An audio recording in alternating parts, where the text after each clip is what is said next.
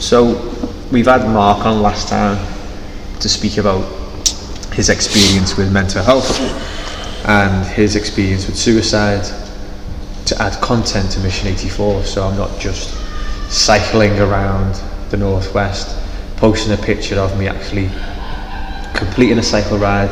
I want to add a bit more content to it so people can raise more awareness around suicide and mental health for men, but then also to educate around specific conditions or ways of people coming to the conclusion that they're going to commit suicide or trying to commit suicide. Because I think, as always, any sort of mental health condition, not so much now, but definitely suicide is very much a taboo word. No matter if I've been yapping on about it for 4 or 5 months now, and even when I go and speak to people and you know what I'm about, you know what I'm trying to raise awareness and know what I'm trying to do, they still are very uneasy around the conversation of it. Either being because, one, they may not be educated enough around it, or two, they've never been experienced, or they haven't got any experience with speaking to people about suicide or mental health. So this is the second video, or second guest. I've got, look, you've been a guest now, sexy bitch, a guest to speak about suicide and mental health and their experience with it. My plan is to do another probably 10 more videos with 10 different guests. They ranging from clinical psychiatrists, people working with CAMS, which is a child mental health organisation, and some females who have been with their family and parents have also committed suicide and sadly passed away. So we're getting loads of variety of guests, and today we've got Nick. Hi Nick. Alright. How are you? Just to let you know, he's got an absolutely amazing jumper on, just goes like his rage fitness and that, nudity, sexy fuck. So last time we were speaking to Mark, and again it was very fluid. The conversation kind of went any way we wanted to, so as I say, there's no real let's talk about this. Yep. So how long have I known you for now? It's a while now, isn't it? You're going on over a year. Around a year. And you never came to any of the fitness classes, did you, before we had the gym? You just came when we had the gym, didn't we? Yeah, relatively, well, not new to the area, but moved up here. Where'd you move from? Mission84. The port, lad. The hellhole. The hell. I don't promote that. Rage Fitness don't promote that. No, it's not too. It's all right. I think like everywhere, there's pockets of disruption, pockets of issues. And either that be people. We're based in Blaken right now in Chester. Any time previously, I was speaking about Blaken. People always snub their nose at it. Yeah. And my missus, she's from Blaken. She's brilliant, kind of. And I think the people in Blaken are brilliant, but if you're outside of Blaken, you're like, oh, fuck up. Yeah. I think that's like with everywhere, isn't it? I'm from Anfield, and there's parts of Anfield that are absolutely carnage. It's like GTA. Do you know what I mean? Yeah. Some of it is. Supporting it. It is. And Liverpool. So I've known you for about a year now, haven't I? Yeah. And you came here just to frickin' work out, didn't you? Just exercise and all the rest of that bollocks. And I came here with a torn mediate. Oh yeah, you did ankle. Remember that? Remember the ankle days? Torn mediate ankle ligament damage. How'd you do that again? Work. Went over. Just went over on it. If you don't know Nick, but Nick is just one, like, you can say the most simplest thing, but I'll just laugh my head off because you just find it funny. So the idea of him falling over makes me laugh even more. I don't know why, it just does. But the idea of you falling over and going it didn't even bother me. That's the thing. Didn't it? No, it didn't even hit you at the time. No, about 2 days later. Well, let's say I felt it 2 days later, yeah. But that night, my foot was like a golf ball. Mm-hmm. And I was being a toughie and saying, "No, I'm not going to the hospital." Oh, fine. So I got dragged 4 days later, and my ankle was just no ankle, just swollen. To be given paracetamol. Told you've slightly sprained your ankle. So then I see a specialist and a physio and saying, "Oh, you've torn it."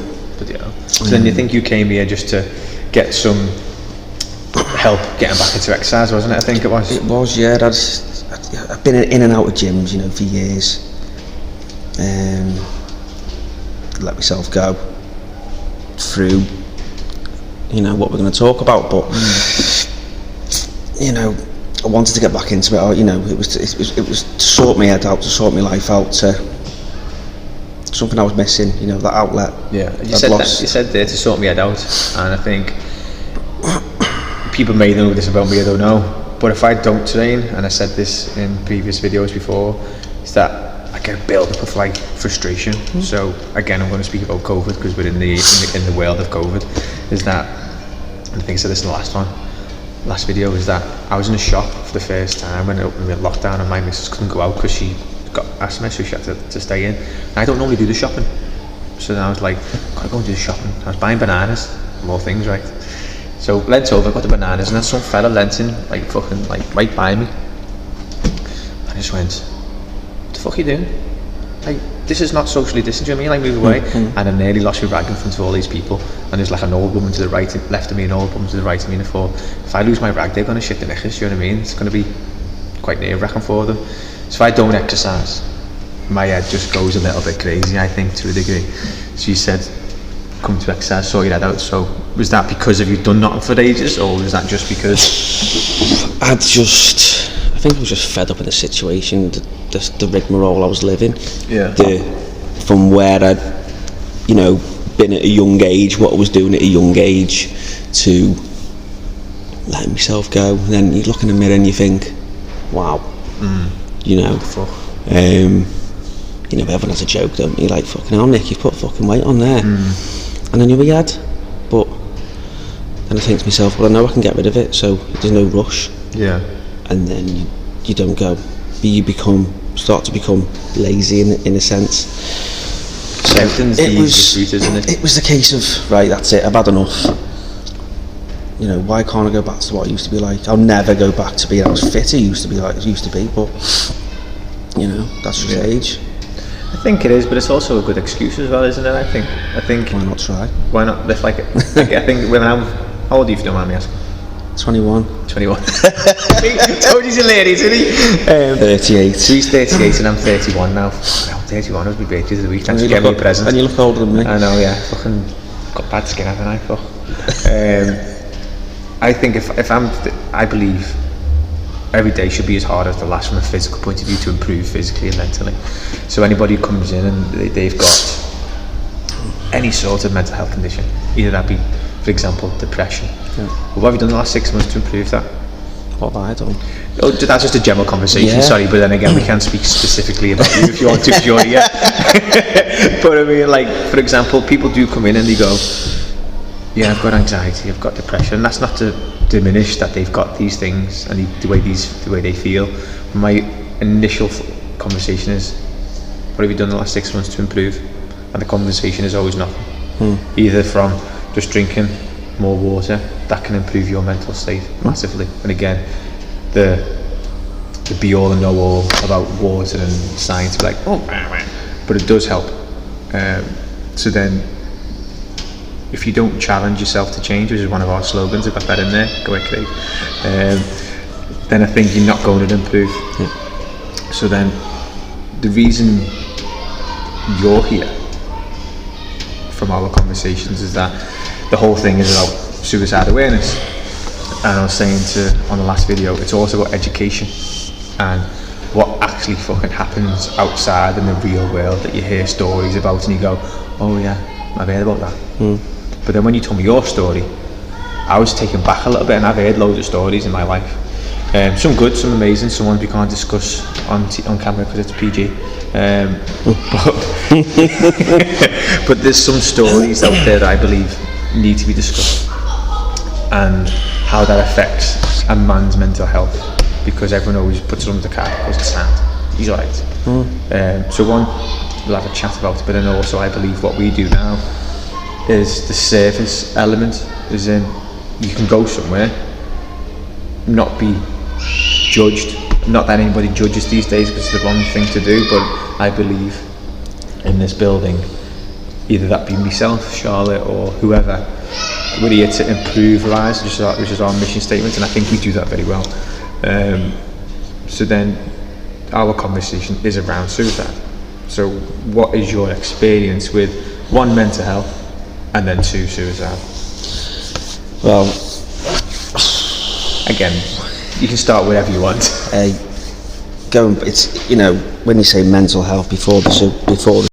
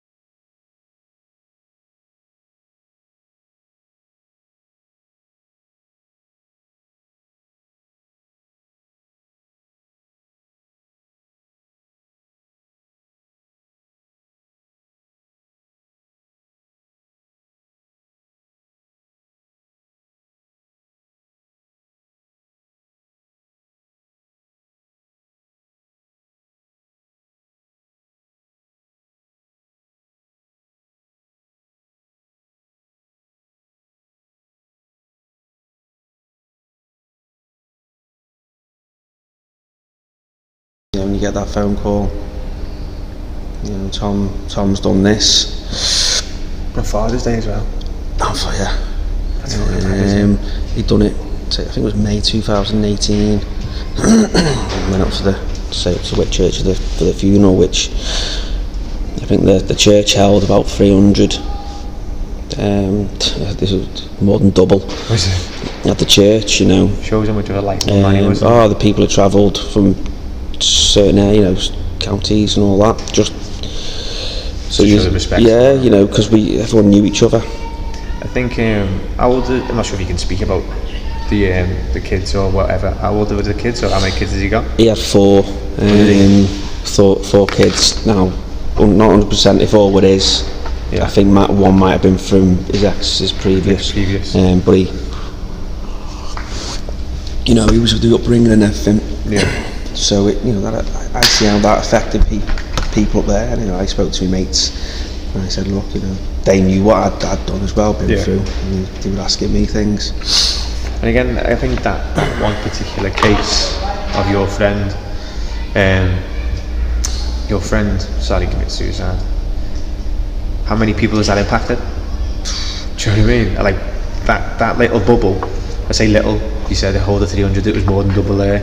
Each one of those people now hopefully talking about mental health, suicide, how potentially rights are given to see their children as and when in that process. I am completely unaware of the process in that. I don't know what you have to do to see your kids when you're not allowed to see your kids. I don't know any of that. I was allowed to see my kids, but I had to go somewhere to see them. You know, where'd you have to go? I had to go to a centre. Yeah, so like a contact centre. A contact centre. Yeah, you know, you go in, you'd wait, kids would be dropped off, and I'd spend a couple of hours with them. Oh yeah. You know, a month. So and but like dead clinical type of thing. You do that, but you still have to pay full maintenance. You know, and you get penalised this, that, and the other. Yeah. You get called all kinds. You're being watched. You think, you know, people hear stories going, he sees his kid in the centre, and you're thinking, oh, he must have done this, that, and the other, but no one knows what's gone on. So then that must have a fucking it does, and I'd like people talking, going, why is he seeing his kid in the centre for? People don't realise that. I've seen it myself. You know, there was 2 mates that I knew from Ellesmere Port that actually were in that centre as well, and it was like, wow, you know. So you're going through what I'm going through?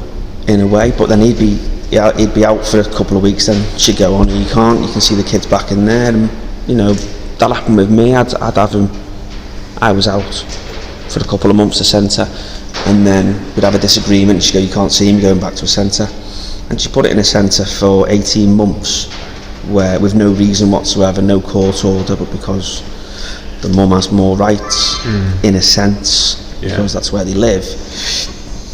You just got to take it. You just got to take it on the chin. And I took it on the chin and just dealt with it, and just to stop the arguing, you know. Easy life to a degree, isn't it? But then again, what does that create? Do you know what I mean? It creates a lot. It was a loss in my life. It was definitely. It's a loss in your life. But then again, it was a loss in the kids' lives. That's what I'm going to say. Is like, if you look at it, again, I can probably look at it from an impartial point of view, and you've already just said it. Is that if you look at it as a whole, it's not just you being fucking affected. It's the little ones. Do you know what I mean? And I think that sometimes it's more. It's your circle of family. It's the family. It's the families. You know, the extended family which become affected. My mum and dad. My mum's terminally ill. She suffers with Huntington's. And my worry was, is my mum going to see my kids? Do you know how long has she got? My mum, I don't see my mum with any illness. I just see my mum as my mum. Yeah. You know, the funny lunatic that she always has been. Sounds like my mum, to be fair. You know. And that was just the thing in the back of my head. But you know, she's got that now. She sees the kids every other week. See that one little silver lining is that your mum's terminally ill, but she gets to see her grandkids. Yeah. And you fought for to see. And that's what brings her. You know, in a way, she's missing them kids, and it's like that's bringing her down. Yeah. and she's suffering herself with mental illness because, mental health because of the illness. Yeah. So she's being dragged down. She's got the kids back to life. Wow, she's massive now. I think to a degree, again, I'm not a parent biologically or a grandparent, but what I see from families, grandparents love being grandparents more than they love being kids. Yeah. In my opinion, what I've seen is that the way Charlotte's mum and granddad act with, Charlotte's mum and dad act with Eva, is just like the best thing since sliced bread, and they're like best mates, and they buy little sweets and all that. Do you know what I mean? So for your mum, it's fucking important. That, do you know what I mean? It's like the next chapter in her life, and it's amazing that she's got that little bit to enjoy, I guess, more than anything else. So then with the Mission84, as I mentioned, most of what we do is to talk around mental health, which we're obviously going to speak about continually going forward till when we finish the 3,570 kilometre bike ride on the 25th of December, which is fucking hard. It's for my birthday, that, Craig. Is it? I'll throw it in there, I'll buy you a fucking birthday card if you want, and a 40 badge. 39. 39. I'm not 40 yet. 39 badge. And I think this conversation is very different to probably every other one that we've done, because this is a very specific external factor that has an internal factor for you, which is not seeing your kids, having a relationship that isn't the best to a degree, and that put you into a state of mind that I'm not going to fucking be here. It was a fight, it's a fight with, people say fight with the system. It was a fight with the family courts as well, because they portray, as I said to you before, the mental illnesses. You're wrong. You're not well. You're not physically well to see your kids. You're a danger.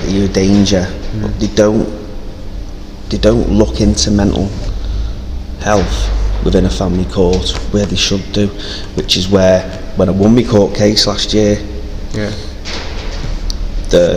I had the fella from Fathers for Justice. He was representing my ex-partner. But when he spoke to me, he ended up representing me. Because he couldn't stand her. Not every sister she had, he couldn't stand her. Like, but yeah, it was quite funny. He put his finger on, because she tried to throw mental health in it as a negative, as a blockage. No, I don't want him to see the kids. He can stay having 4 hours a month. 4 hours a month? 4 hours a month. Shit. Sometimes, long on a birthday. Yeah. You can have an extra half an hour on your birthday. They tried to throw the mental health, and it's like, well, hang on a minute, you can't keep throwing a mental health into something you don't understand. I shouldn't really say where she works. She's a nurse, so she should understand the whole concept of things. No, not a mental health nurse, but she should, she should understand that is. She's got people suffering with severe mental health in her family, so to pinpoint and to point your finger at one is wrong. Definitely, especially was this the suicide attempt, or was that after? Or the suicide attempt was before. With taking the kids away from me was the result of the suicide. Yeah. But what she had done and her friends had done brought on the suicide. What they were doing, so that's like I said to you, you're fighting the system. That's what causes a lot of people to go on that downward spiral.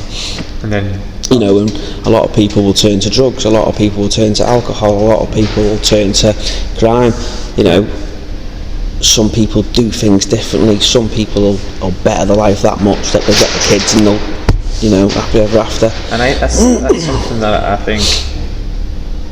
I believe is part of the education process, is that every single person is completely different. So no matter if you try and better yourself, if you try and take drugs or drink alcohol or take anything from a negative point of view, is that ultimately people just need the support around them. And again, bringing it back to what we do here at Rage Fitness, is that I said this in the last video and I'll say this in every single other video, we're not the be all and end all. I don't sit here and go, I'll fix your life, I'll make you better, but because I give a shit and because I actually want to help people, there's no real financial gain for me apart from I know Nick and Mark and John and Steve. I've got someone to speak to and go, Craig, I'm having a bit of a shit day. And I'll be like, yeah, let's go and do some burpees. Let's go and do some deadlifts. But you're seeing that person when they first come in that door to a year later, and you're thinking, fucking hell, look at the difference and change. I know I've changed since I started, you know. Your ankle's fixed? Ish. No, perfect now. Perfect now. Never been but better. Again, from a serious point of view, I don't know what you're like internally most days, do you know what I mean? Like from a mindset point of view. But if you say you've changed, then I think that's what our mission statement is: improve lives in some way, of shape or form. Either that be just get up in the morning, got a bit of a step in your legs, do you know what I mean? Or you wake up and go, yeah, I feel alright today. But I think it's also important to say that it's alright when you don't feel fucking good. Do you know what I mean? And we're always here to have a little chit chat and say, yeah. I was speaking to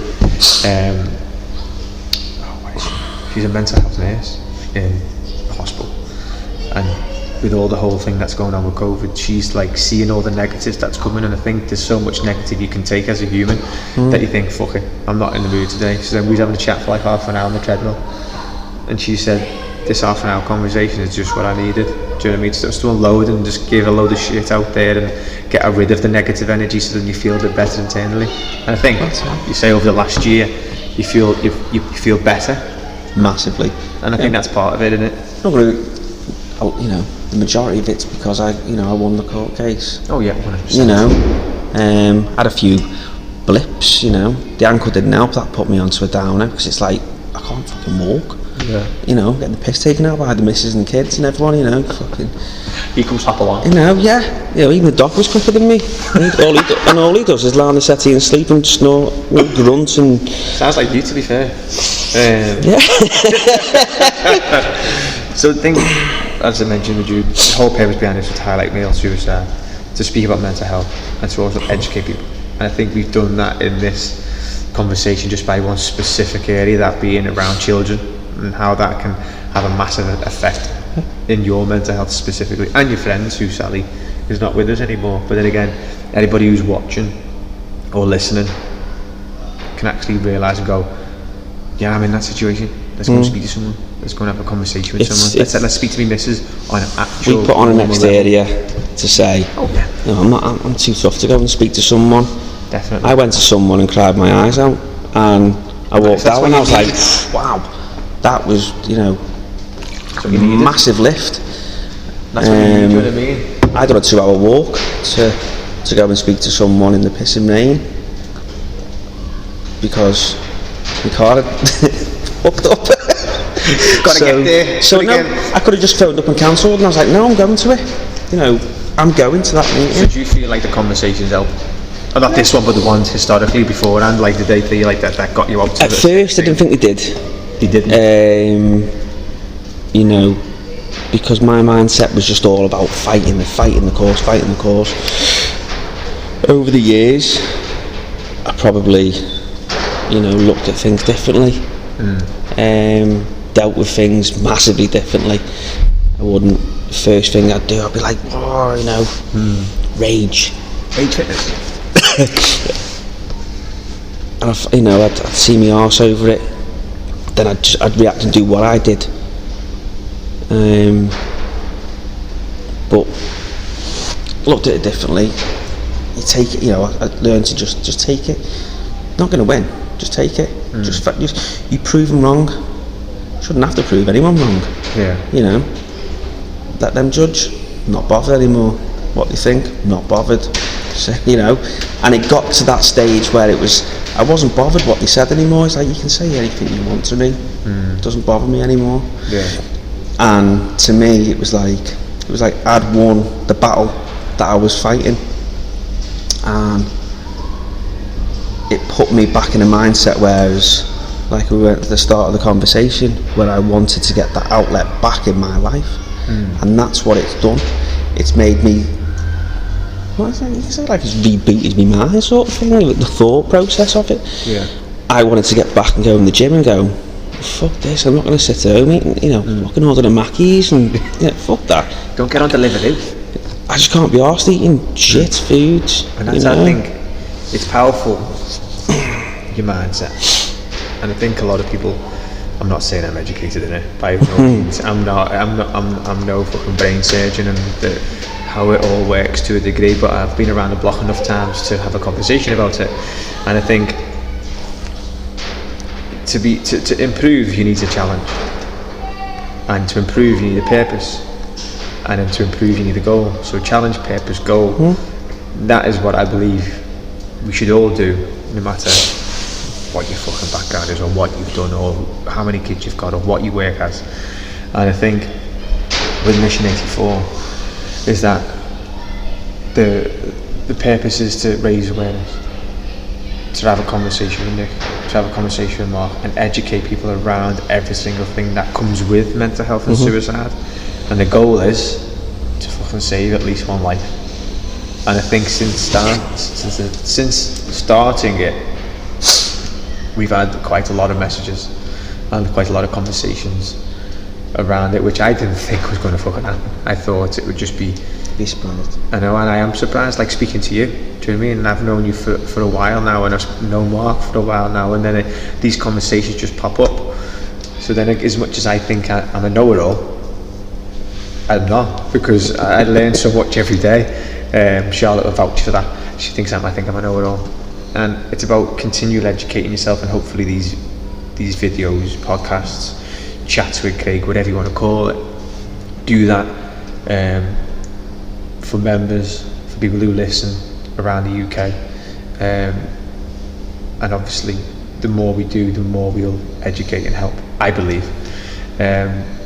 So in the future, going forward, me and you, I was saying to Mark on the previous chat, is that we're going to do a little workout and continue just generally chatting about mental health and how you feel day to day, and generally chat about Mission84, about what I'm going through with Mission84, how much I'm enjoying it or finding it difficult and stuff like that. So if you're up for it, we'll do a workout at some point. Basically me saying just do some press ups and that, do you know what I mean? Like stop being lazy, lift more weights and stuff. That's what my thoughts are going forward, just to add a bit more juice to the conversation, and it will open up more conversations again. Okay. You know I'm here every day, so yeah, not every day. Once a week. So I appreciate you having a chat with me. Appreciate you speaking quite openly and honestly about the things that maybe people don't know about you. Do you know what I mean? And especially if this gets shared and your kids see it, or if somebody you don't know sees it, and it'd be a bit like awkward about it. But I think this will help, I believe, more men than I think it would help. So because the conversation's been brilliant. So thank you. Appreciate it. No problem. We should never be too proud to open up and talk. That's one thing. Definitely. Thank you very much. No problem.